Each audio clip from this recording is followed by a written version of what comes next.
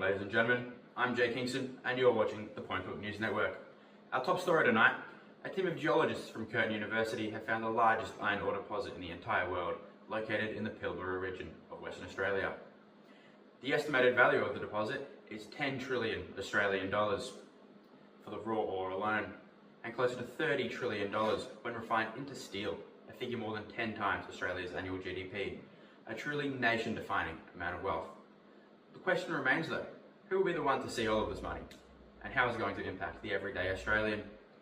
We've sent field reporter Rake Mixon to the region to find out. Rake? Thanks, Jake. I'm here at the Pilbara region on top of the monumental iron ore deposit that was recently found. As you can see behind me, some work is already taking place on the site. Now, mining hasn't started yet as no contracts have been negotiated with mining companies.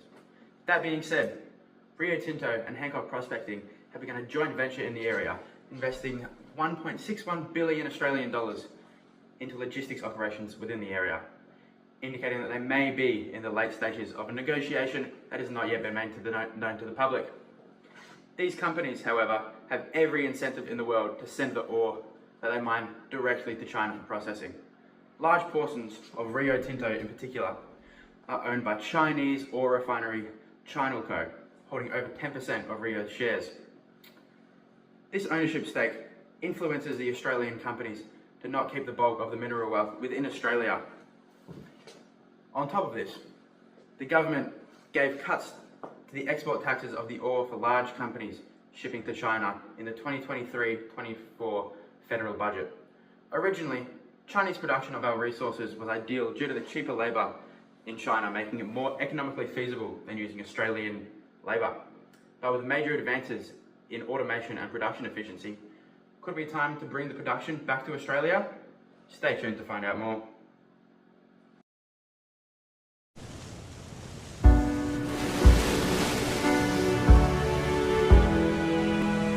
Out on the patio, we'd sit, and the humidity we'd breathe.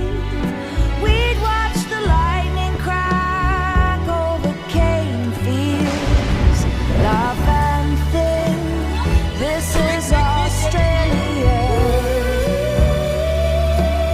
This is Australia. This is Australia.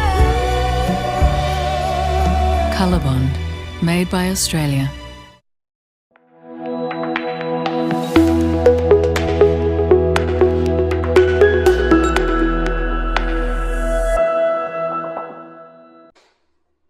Welcome back, ladies and gentlemen.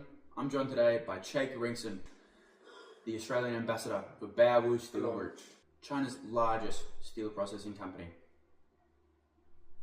And Blake Plinkson, economist and advisor to the Western Australian Department of Mines, Industry Regulation and Safety. And we're going to have them discussing whether or not the processing of the iron ore should be kept in Australia or exported to China. Jake? Thanks, Jake. You see, here at Baowu, we already have world-leading steel production capacity, technology and labour infrastructure. In 2024, Baowu produced over 130 million tonnes of steel. According to the World Steel Association, that's more than the entire European Union combined.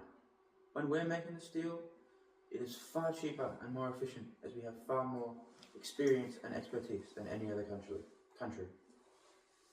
Essentially, we already make all of the steel, and if we keep making it, we can maintain the efficiency. That's precisely the problem, Jake. over the years. Australia has relied on China for processing for so long as the only customer for our ore that we have become economically vulnerable to demand fluctuations and political tension. During the 2021 trade disputes, Chinese restrictions cost Australia approximately $20 billion in lost exports. China has plenty of money as it is, so they're going to buy the steel from us, regardless, for their rapidly growing cities. And the other nations that were purchasing from China will start buying from us instead, diversifying our income sources while also increasing its sustainability. The current supply chain is incredibly efficient, Blake. Australia mines, China processes. We both stick to our strengths here. Doing this helps keep the supply chain lean and avoids any unnecessary duplications of effort. If Australia tries to do it all on their own, it will be a logistical nightmare.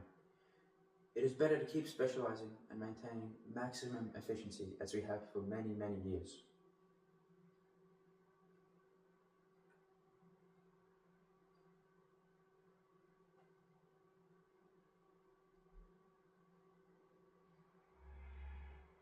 That may be the case. However, this efficiency comes at the cost of resilience. We saw over the COVID-19 pandemic that a single buyer model left us exposed to border closures and shipping delays, cutting iron exports by over 12%, as the Bureau of Statistics found. If the steel was processed in Australia, we could have continued selling worldwide, since we were not the ones with the trade blockages, but we're relying on China. Australia needs to become self-sufficient and less reliant on China to do all of our work and take all of the profits in the process. Investment in local manufacturing and processing is expected by the Grattan Institute to create 5,000 to 6,000 new jobs for Australians per $1 billion invested in dozens of different sectors, particularly in regional areas where no job opportunities are currently available, or particularly scarce rather.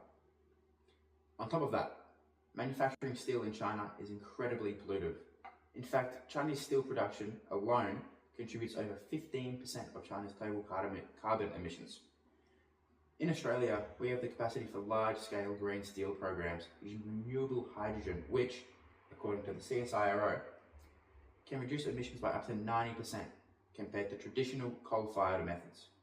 It's also significantly lower the cost of production from the renewable sources.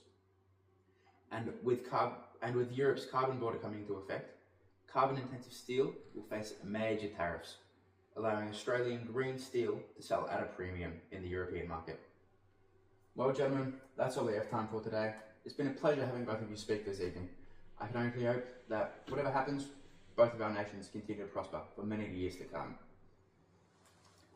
Still to come, the heartwarming reunion between a dog and the postman who saved his life, and the suburbs in Melbourne's west where house prices are rising again. You're watching the Point Cook News Network. Stay with us.